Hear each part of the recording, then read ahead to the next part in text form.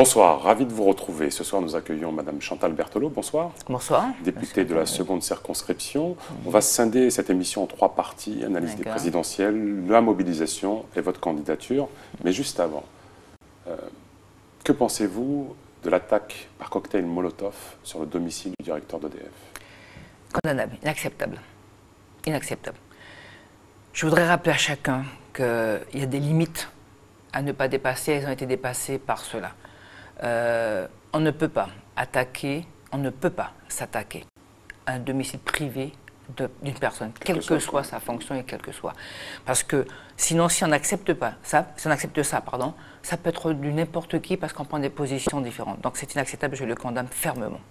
Votre analyse sur les résultats du premier tour de l'élection présidentielle? En Guyane, tout d'abord. En Guyane. En Guyane, tout d'abord, quatre réflexions rapidement. Première, une abstention importante. Certes, on sortait d'un mouvement social, pas de campagne électorale, pas de position des uns des autres, et je m'inclus dedans. Surtout contre un vote qui ne répond pas à l'histoire de la Guyane, celui du Front National. Un vote particulier dans beaucoup qui ont prôné le vote blanc. On voit qu'ils ont été nombreux. Entre le vote blanc et le vote nul, quand on additionne, ça fait un chiffre non négligeable. Un vote pour Mélenchon, et je l'ai dit, c'est un vote de conviction, malgré tout, qui n'est pas du tout un vote de rejet ou de colère, mais un vote d'adhésion à une vision de ce que veulent certaines personnes. Et puis un vote du Front National qui sont surprises, malgré tout, parce qu'on avait... Vous attendiez à ce score? Un score élevé en tout cas? Un score élevé, oui. Peut-être relativisé. Relativisé, ça participe. Quand même, oui. Parce qu'on a eu un accueil mitigé ou assez favorable qu'elle a eu quand elle est venue en Guyane. Et aussi parce que malheureusement, je maintiens, ce n'est pas un vote d'adhésion à toutes les thèses du Front National. Mais c'est un vote de colère, de malaise de beaucoup de Guyanais. Parce qu'ils me l'ont dit. Moi, beaucoup de gens m'ont dit qu'ils allaient voter Front National. Même si je leur disais que ce n'est pas la réponse. Mais parce qu'au-delà de gauche-droite, ce n'est pas une question de politique. C'est vraiment un malaise qu'on a en Guyane, encore une fois, parce que la République n'est pas assez présente. Donc les gens se sentent complètement abandonnés de cette République. Donc quand on est abandonné d'une République, malheureusement, on va dans ces extrêmes-là. On va parler. Au niveau national, vous êtes confiant pour le... Vous avez tout de suite déclaré qu'il fallait faire barrage au Front National et appelé à voter pour Emmanuel Macron. Confiante? Au niveau national, le terme de confiance, je le mettrai entre guillemets, parce que je veux dire qu'il faudrait faire attention. Rien n'est acquis, et je crois que c'est clair qu'il faut le dire très bien, rien n'est acquis, parce qu'on ne sait pas ce que va se passer dans les votes des uns des autres. Premier constat au niveau national, la France est divisée globalement en 4 gros blocs. Les partis traditionnels sont... Les partis traditionnels, c'est après, mais en 4 groupes, mais on le voit bien. Quand je dis ça, c'est qu'on a quand même du 20-20, 19-18, enfin 23-24, pardon. Donc on a quand même... dans l'électorat national français, 4 blocs qu'il faudra après vivre avec ça. Et comment on revient derrière sur cette majorité présidentielle, par exemple. Entre autres, mais simplement les hommes et les femmes qui ont été votés. Et maintenant, pas confiante du tout, parce qu'on ne sait pas ce qui va se passer dans les votes de certaines personnes. Il reste 15 jours, c'est long. Il reste 15 jours. Au-delà d'être lent, il faut convaincre. Il faut convaincre que la République, effectivement, doit reprendre le dessus, mais pas, je dirais, à dire un chèque en blanc, comme je l'ai dit, à M. Macron, mais avoir, en tous les cas, avec M. Macron, on pourra débattre, discuter de ce qu'on veut pour la Guyane, pour la société de demain. Effectivement, comme on l'a dit, c'est le rejet des partis traditionnels, certes, mais c'est surtout le fait qu'on a... Je crois, dans ce moment de l'histoire de la France et du monde, parce qu'il faut quand même rester dans le monde, on a bien vu les votes précédents. En Angleterre, le Brexit, aux États-Unis, un vote assez surprise. Nous devons là reposer des bases vraiment d'une République très très claire et avec des valeurs aussi bien posées. La mobilisation guyanaise, comment vous l'avez vécue, vous, en tant qu'élu? Parce qu'on a vu qu'il y avait les élus qui étaient écartés, certains parlent même de disqualifiés. Comment vous l'avez vécue, cette mobilisation guyanaise? Alors je peux être étonné plus d'un, mais en tous les cas, ça m'a fait plaisir. Je l'ai dit dès le début qu'on est sorti les 500 frères. Pourquoi? Parce que c'est vrai que ça fait depuis 98 que je suis en politique, puisque élu à la région en 98.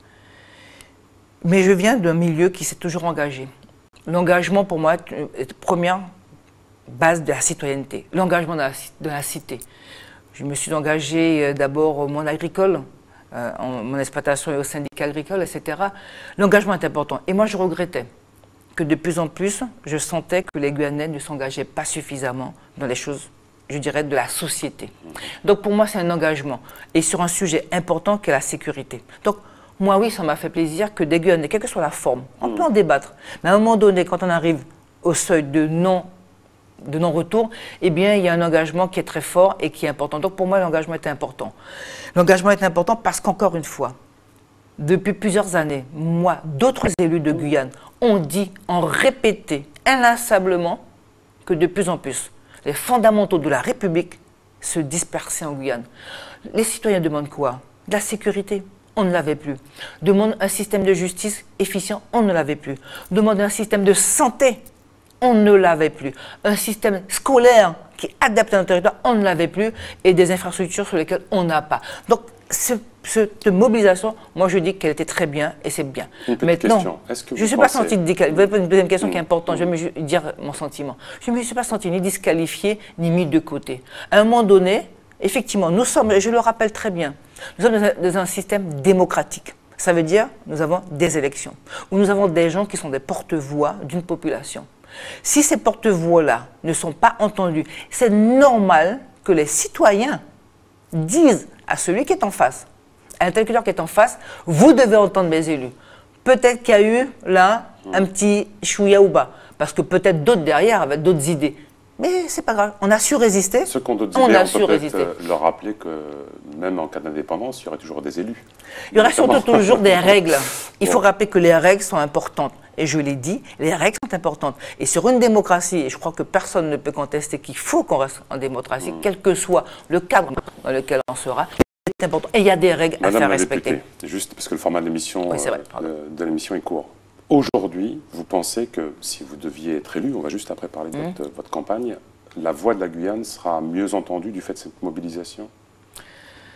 Écoutez, l'expérience que j'en ai, ça va se lier de 2 mandatures en tant que député, un sous Sarkozy et là sur la gauche, font qu'effectivement, l'expérience que j'ai acquise permettra maintenant de mieux faire entendre les exigences, même pas les demandes, les exigences de la Guyane.